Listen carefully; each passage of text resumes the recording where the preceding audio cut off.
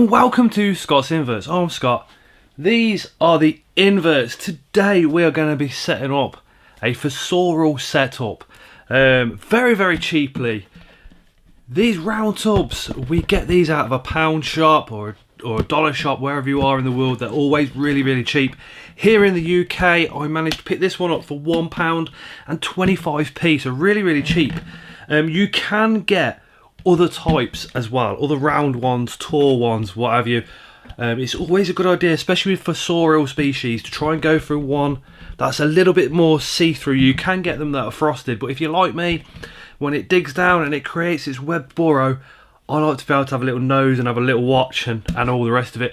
So these are only £1.25.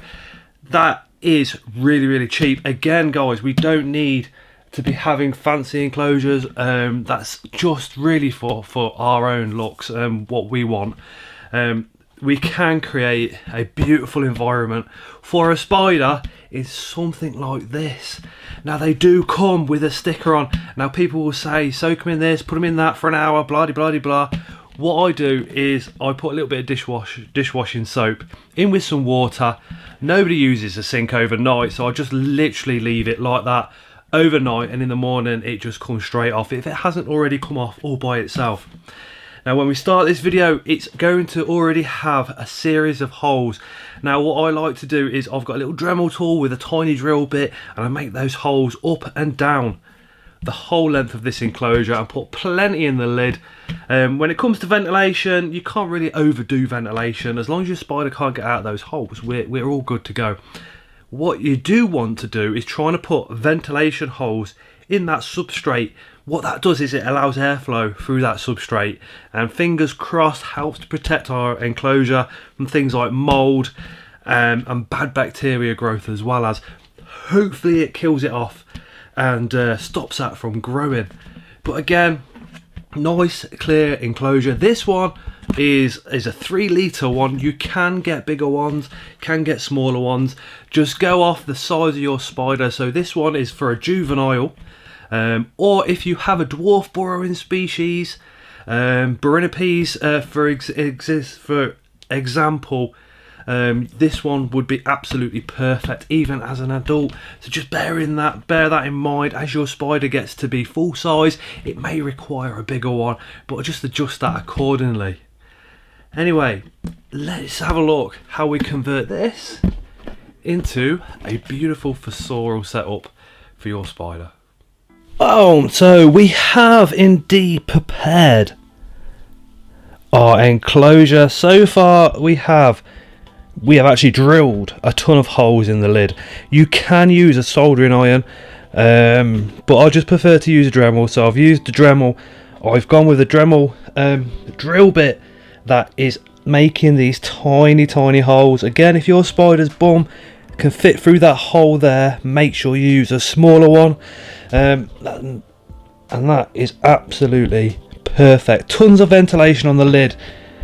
Now the actual enclosure itself is a little bit different with the ventilation, so I've put holes around the bottom here, and around the back we have put tons of a little bit larger than normal holes all the way around. Now when you drill these, you have a little bit of plastic that sticks out from the side. Just give that a rub and it should come straight off without any problem.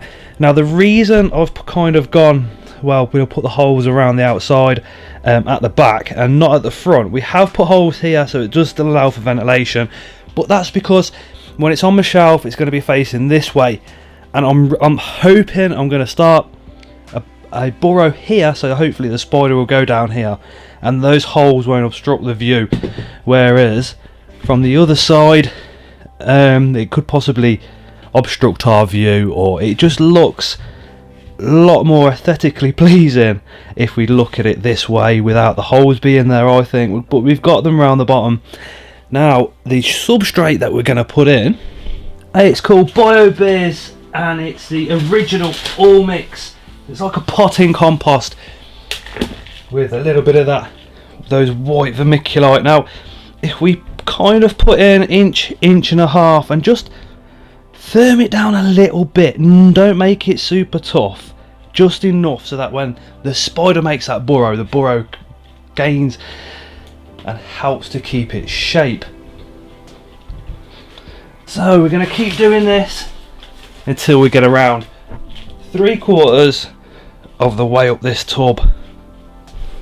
Now our next step, once it's got to 3/4 of the way up, is just to give it a little light spray, and that really helps with our next step.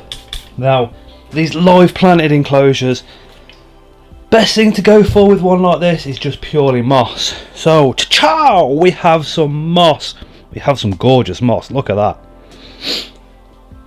Absolutely stunning. What we want to do is be thinking about where that starter burrow is going to be going. So I'm going to be doing it here, so I'm going to go heavy at the back with the moss. Pull it round the sides. There we go, that looks gorgeous from the top. Don't worry, I'll show you guys in a minute or two when we put the spider in.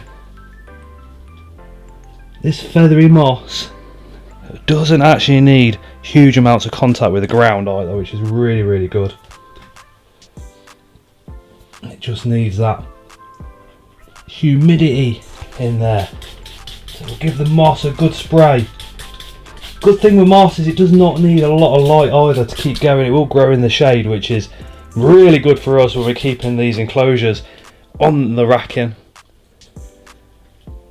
Alright, that one's just in there.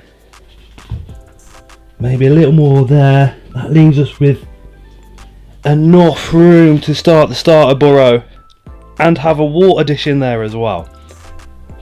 Now it's time for the water dish. We are just going for a little sauce pot filled with water in there, and that is it. That is absolutely perfect. Now for a starter burrow, just push your thumb in as far as you want to take it, just so we create a little hole there. Now let me just show you what I mean. There's that hole that we created, all that moss around there, absolutely perfect. That looks like it's going up the side a lot, but it's actually not. And that is a perfect fossorial setup. We're going to get a Pelanobius muticus, the king baboon. We're going to put one of those in. This one's actually from Spar Spiders. We got it from a mystery box. So let's get that spider in here. And there she is, guys. Absolutely beautiful. Just look at her. Stunning, stunning spider. A little bit bigger than our water dish. Perfect size for this enclosure. She's literally loving that moss. It must be like a almost like a bed for her.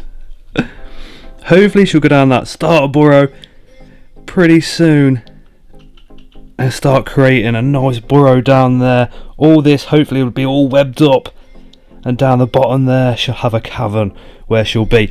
Now I get a lot of questions about spiders webbing up their burrow here. Sometimes it's for molting purposes, but in the wild they will actually web up the front of their burrow. If they're not hungry, they will web up the front.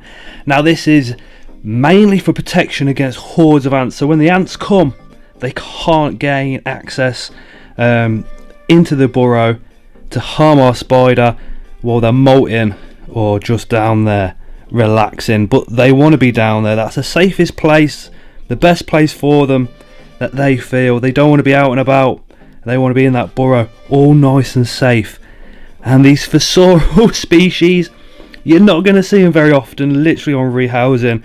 Now this enclosure we are going to have to upgrade at some point, maybe maybe give it another 3 molts. When that spider's kind of twice the size of that dish there, we are going to be looking at upgrading and going for a kind of a forever home, if you like. But I am fully expecting webbing to coming out those sides. The Pelanobius muticus is a king baboon, so it is an old world species. It's one really where I know I've just done it, but we do not want to be putting our fingers in with this girl. We want to be extremely careful. but she is an absolute stunning species, stunning beautiful spider to go in there. And speaking of that, just look at her now. She's seen me, not very happy. Hopefully we don't want to see our spiders in this position. We do not want to see threat posers. Only on rehousing when we are annoying them, no matter how much we think we're helping them. We are annoying them, transferring from one enclosure to another. But give this girl time, she will go down that burrow and she will create this home for herself in here. So the last but one thing we do is we put the lid on the enclosure. Boom. And she's in there. Actually gone into the burrow there, bum first. Absolutely gorgeous though, isn't she? Absolutely beautiful spider. And the final thing we do is make sure we subscribe to the channel and drop this video a like if you like what I'm doing. We are live near enough every single Tuesday. This Tuesday coming, we are going to be doing the results of the 2 competitions that we've run recently. So if you haven't entered those, please go check out both those videos and enter. There is one way you can win 5 new world slings and one way you can win 5 old world slings, which would be pretty cool if you get those. A lot of you might already kind of keep fossorial species in exactly the same setup that we've got or something similar. If you do, let me know your hints, tips and tricks of the trade down in those comments to help the new guys coming up. This is how I'm doing it and I quite like it, but I am always learning, so if somebody out there's got a better idea, a better setup, again, let me know down in those comments. Boom! So that was pretty much the simplest, easiest fossorial setup that we can do. There was something else missing now. If you've been watching the channel for a while, if you've been keeping spiders for a while, please let the newbies answer the question. That's the guys that are new to the hobby. So there was one crucial thing that I missed off that. The first person to get the correct answer what I missed off that enclosure, or may even been the outside, will have their comment pinned. Thank you so much for watching. Remember to be subscribed.